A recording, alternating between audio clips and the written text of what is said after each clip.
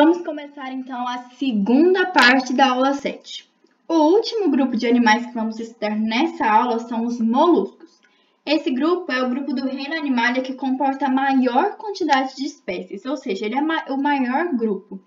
Alguns de seus representantes são os caracóis e caramujos, as ostras, os polvos e as lulas. Começando mais uma vez pelos aspectos gerais, os moluscos são enterozoários, triblásticos e a maioria possui simetria bilateral. As novidades evolutivas são quatro.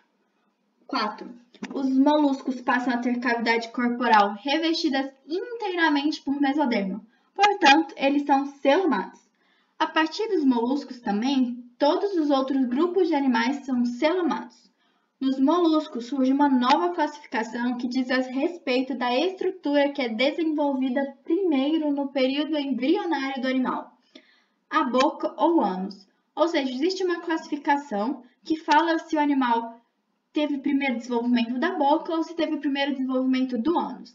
No caso dos moluscos, a boca surge primeiro que o ânus, e por isso eles são chamados de protostômios. Para não ficar muito decoreba, dá para a gente lembrar o que surge primeiro se entendermos a palavra em si, a palavra protostômios. Protos do grego significa primeiro e estoma do grego também significa boca. Portanto, a palavra significa literalmente boca primeiro. As outras duas novidades evolutivas são o surgimento de sistema respiratório e circulatório. E esses dois sistemas vão ser estudados quando a gente for falar da fisiologia dos moluscos. Por fim, os moluscos vivem em ambiente aquático ou terrestre. Aqui nesse slide, a gente consegue ver a comparação e a evolução dos animais quanto ao celoma. A gente começou lá nos plateumintes, entendendo que eles são acelomados porque eles não possuem cavidade corporal. Depois a gente estudou os nematelmintes, que possuem cavidade corporal, mas a cavidade não é inteiramente revestida por mesoderma. Por isso eles são pseudocelomados. E agora, por fim, a gente acabou de ver os moluscos, que possuem uma cavidade corporal. E agora essa cavidade é totalmente revestida por mesoderma, como vemos na figura e no esquema. Portanto, os moluscos são celomados. Agora vamos falar da estrutura dos moluscos. A estrutura dos moluscos é fixa para todos os animais desse grupo. Isso significa que todos possuem três partes: manto, pé e massa visceral. O que muda entre as diferentes espécies de moluscos é a proporção entre essas três partes. Ou seja, o tamanho que cada parte ocupa do corpo do animal em relação à outra parte. O manto possui uma cavidade que abriga algumas estruturas essenciais para os moluscos, que são os pulmões, as brânquias, o poro urinário e o ânus. Essa cavidade que abriga essas estruturas é chamada de cavidade do manto. Essa parte do corpo, o manto, também é responsável pela formação da concha desses animais. As conchas dos moluscos são constituídas por três camadas, que a gente não precisa saber com detalhes, mas a gente precisa saber que são três camadas. E o manto, ele consegue formar a concha porque ele é responsável por secretar a substância que compõe as camadas da concha. E essas substâncias são carbonato de cálcio, aminoácidos e proteínas. O conjunto dessas três camadas é chamado de nácar. Os pés dos moluscos, por sua vez, eles são utilizados para movimentação. Só que os moluscos que vivem no ambiente aquático, eles não têm pés, eles têm tentáculos ou cílios. A massa visceral, por fim, ela é a parte do corpo do animal que abriga todos os órgãos do animal. Nessas figuras que a gente está vendo no slide, existem várias informações, várias estruturas. Mas essas estruturas que realmente importam, a gente vai estudar na fisiologia, quando a gente for falar da fisiologia. Aqui eu só quero que vocês observem as três partes do corpo dos moluscos. A gente consegue ver na figura de cima essa parte azul, que é a massa visceral. A gente também consegue ver o manto, que reveste a massa visceral. E a concha, que é formada pelo manto. Na figura de cima, a gente vê mais os órgãos que compõem esse animal. Agora, a gente falando especificamente de moluscos aquáticos, eles possuem uma estrutura especializada em retirar a água em excesso que entra em seus corpos. No caso dos moluscos bivalves, que é uma classe que a gente vai entender melhor daqui a pouco, eles possuem uma estrutura, pelo qual a água entra, que é o sifão inalante, e uma estrutura pela qual a água sai, que é o sifão exalante. No caso dos cefalópodes, que é uma outra classe de moluscos, também a gente vai ver com detalhes mais para frente, a água entra e sai pela mesma estrutura, que é o sifão exalante. Também quero que vocês observem nessa imagem, o que a gente falou no slide anterior, das 3 partes principais do corpo dos moluscos. Seguindo, a gente vai entender a fisiologia dos moluscos. Nesse grupo, como a gente tinha dito lá no início, aparece o sistema respiratório. Portanto, ao invés de difusão, agora os moluscos possuem estruturas especializadas para trocas gasosas. No caso dos moluscos terrestres, essa estrutura é o pulmão. E no caso dos moluscos aquáticos, a estrutura são as brânquias. Tanto os pulmões quanto as brânquias estão localizados na cavidade do manto, como a gente também falou lá nas características gerais dos moluscos. O sistema digestório nos moluscos ele é mais complexo e possui diversas estruturas, como a gente está vendo aqui na imagem. O alimento ele entra pela boca, e eu quero que vocês vão acompanhando aí na imagem conforme eu vou falando a estrutura, tá bom? O alimento ele entra pela boca, ele passa pelo esôfago, depois pelo estômago, pelo intestino e as excretas saem pelo ânus, que também está localizada na cavidade do manto. O sistema digestório ele é completo, então ele possui uma cavidade para a entrada do alimento, que é a boca, e uma cavidade para a saída, que é o ânus, que é por onde que o animal elimina as excretas. A maioria dos moluscos, eles também possuem uma outra estrutura que ajuda na captura do alimento, e essa estrutura é chamada rádula, que está na boca do animal. A absorção dos nutrientes é por meio da passagem do intestino para o sistema circulatório, e a digestão ela é extracelular. O sistema excretor em relação aos vermes é um pouco mais desenvolvido. O sistema excretor dos moluscos se localiza na cavidade celomática, ou seja, na cavidade corporal do animal. As estruturas excretoras são os metanefrídeos. Eles serão os responsáveis por filtrar o sangue e o líquido da cavidade celomática e eliminar as excretas pelo poro excretor. Tanto o sangue quanto o líquido celomático entrarão no metanefrídeo por uma abertura do nefrídeo, que é o nefróstoma. E as principais excretas dos moluscos são a amônia e a ureia. O sistema circulatório também é uma cavidade desse grupo, também é uma novidade, desse grupo, e podem ser aberto ou fechado. O sistema circulatório aberto está presente na maioria dos moluscos. O sistema circulatório aberto significa que o sangue não fica dentro apenas dos vasos sanguíneos, mas ele também sai dos vasos sanguíneos e flui por entre as células. E o local entre as células pelo qual o sangue flui é chamado de hemocele. O sistema circulatório fechado. Recomeçando, o sistema circulatório fechado está presente na classe cefalópode, que é a classe que inclui os polvos e as lulas. E como eu já falei, as particularidades dessa classe vão ser discutidas na classificação dos moluscos. E o sistema é considerado fechado porque o sangue circula apenas dentro dos vasos sanguíneos. Eles não têm hemocele, porque o sangue circula apenas dentro dos vasos sanguíneos. O sistema nervoso dos moluscos é do tipo ganglionar também. Ele é bastante desenvolvido principalmente na lula e no polvo, que pertence à classe cefalópode, que a gente já citou aqui várias vezes.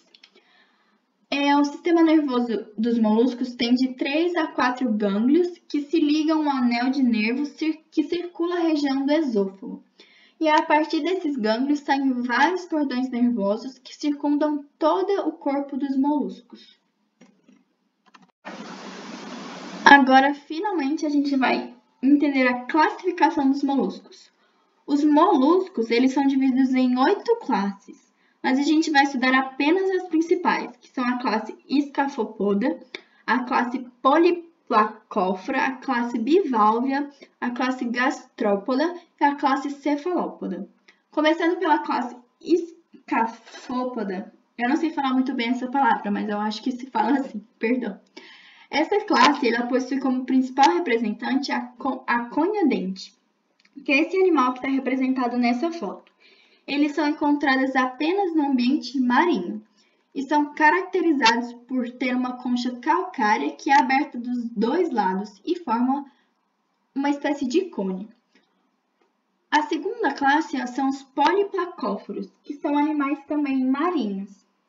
E entre suas principais características está uma concha bastante reforçada, que tem 8 placas sobrepostas, como dá para a gente ver aqui na imagem também, que cobre praticamente todo o corpo do animal. E os principais representantes dessa classe são os quítons. Falando agora dos bivalves, os bivalves também podem ser chamados de pelecípodes, mas não é muito importante, o que cai sempre nos vestibulares é bivalves. Os representantes dos bivalves são os mexilhões e as ostras. Eles são animais marinhos ou de água doce e que possuem um exoesqueleto duplo revestindo seu corpo, ou seja, eles possuem uma concha dupla. Eles também são animais filtradores e por isso eles conseguem produzir as famosas pérolas. E a gente vai entender a formação dessa estrutura já já. Os gastrópodes é a classe com maior número de espécies entre os moluscos. E por isso que a gente estuda o caracol lá na estrutura, lá na fisiologia. Então as figurinhas são sempre sobre os caramujos ou sobre os caracóis, porque eles são o que tem de maior número dentro dos moluscos. Eles podem ter conchas presentes ou ausentes. No caso dos caracóis e dos caramujos é presente e no caso das lesmas é ausente. Essa classe de moluscos, ela pode ser encontrada em ambientes dulcícolas, ou seja, em água doce, em ambientes marinhos e também em ambientes terrestres. E é essa classe que possui a rádula, que a gente falou lá atrás na fisiologia, que ajuda na captura do alimento. Por último, a gente vai falar da classe mais complexa dos moluscos, que são os cefalópodes. A palavra cefalópode significa cabeça e pés. Céfalo de cabeça e podes de pés. Esse grupo caracteriza justamente pelo modo como seu corpo é organizado, em que seus tentáculos ou pés com ventosas estão ligados diretamente à cabeça. As lulas e os polvos são seus representantes mais conhecidos, mas os náutilos também pertencem a essa classe. São todos animais marinhos. A concha é ausente no polvo, ela é interna na lula e externa nos náutilos. O que tem mais de importante nessa classe são as suas particularidades quanto à fisiologia. O sistema circulatório ele é fechado, como a gente também já viu lá na fisiologia, e o sistema nervoso é bastante desenvolvido, porque ele é formado apenas por um único grande gânglio cerebral. Isso significa o começo de uma cefalização do sistema nervoso, ou seja, de uma centralização maior do processamento de informações, porque eles possuem é como se fosse um proencéfalo, um procérebro, vamos dizer assim, que é esse grande gânglio cerebral. Mas essa palavra que eu falei de proencéfalo é só para ficar mais fácil de vocês entenderem por que é uma espécie de centralização, tá bom? Mas eles não possuem um proencéfalo nem nada, eles só possuem um único grande gânglio cerebral. cerebral, perdão. Essa característica de começo de cefalização garante que eles sejam animais muito inteligentes. Eles também possuem um mecanismo de defesa e sobrevivência bastante interessante. Eles possuem uma glândula produtora de tinta para formar uma cortina escura em volta do seu corpo, que facilita a fuga do animal quando ele percebe que pode estar em perigo. Então, quando ele vê que está chegando algum perigo perto dele, eles conseguem perceber o perigo e soltar essa tinta. Aí ele consegue se disfarçar nessa tinta e ele foge. A reprodução dos moluscos não é uma coisa muito relevante, mas as características da reprodução das 3 classes principais dos moluscos, eu citei aqui e aí vocês dão uma lida, tá bom? O que é interessante destacar é que os gastrópodes possuem um processo de reprodução bastante peculiar, que é esse da imagem que a gente está vendo aqui na esquerda. E como se dá esse meio de reprodução?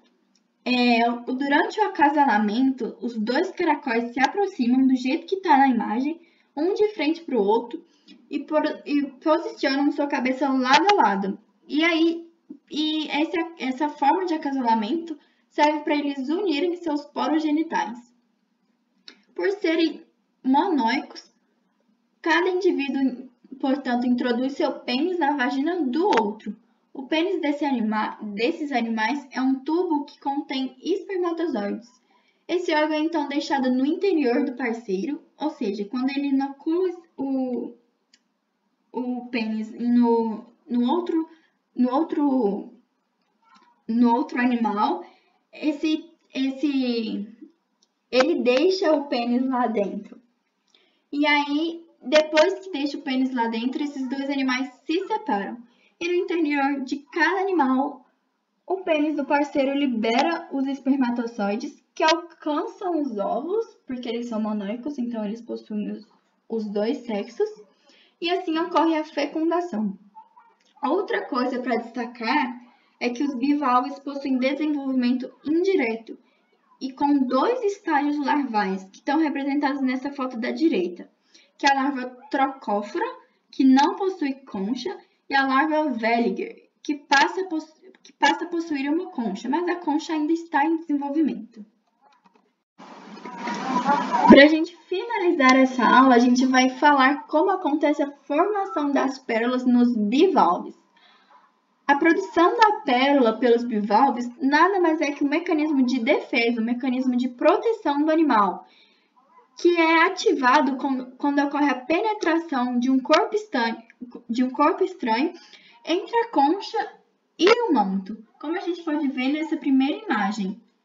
Essa partícula estranha pode ser um grão de areia, um parasita, um pedaço de coral ou uma rocha. Então, primeiro entra essa partícula estranha entre o manto e a concha. Quando esse corpo estranho então está no interior do bivalve, o manto do animal ele começa a envolver essa partícula em uma camada de células. E aí o manto consegue produzir várias camadas de nácar para proteger o animal desse corpo estranho, para meio que esse corpo estranho ficar numa vesícula. E aí, então, com essas várias camadas de nácar, ele origina a pérola. O processo de fabricação de uma pérola pela ostra demora, em média, 3 anos. E, geralmente, elas são retiradas com 12 milímetros de diâmetro. Então, nada mais é que um corpo estranho dentro do bivalve, que é envolvido pelo manto, pelas células do manto, e depois, pela produção de nácar do manto, forma a pérola. Então, essa foi nossa aula de hoje. Beijos e até a próxima aula. Não se esqueça do que eu falei lá no início. Eu estou aberta sempre a feedbacks de como estão as aulas, se está muito longo, se está muito chato, se está muito difícil de entender. E sempre que vocês tiverem alguma dúvida, vocês podem me mandar, seja por e-mail, seja por WhatsApp. pelo Classroom, como vocês quiserem, tudo bem? Beijos, saudades de vocês. Até a próxima aula.